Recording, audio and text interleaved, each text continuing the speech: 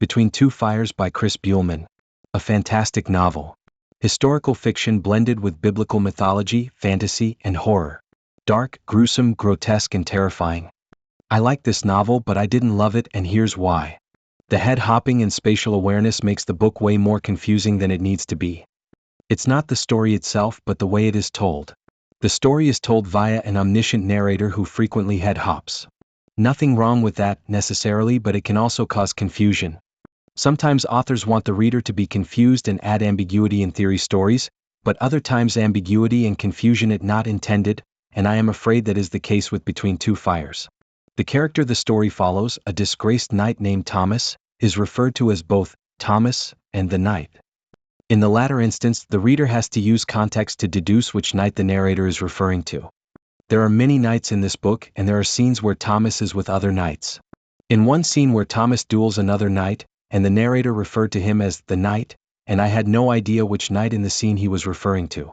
I had to stop and reread the same sentence multiple times. Here's another example. There is a pivotal moment in the climax of the book I had to reread dozens of times until I assumed it was a continuity error. This is during the final battle just after Thomas's death. The 12-Eyes one, its mouth an O of fire, held its regrown hand over a dead man clutching a spear. The corpse jerked to his feet, his head lolling on a broken neck and his tongue out. The dead man now convulsed and threw his spear where the devil pointed, at Clement.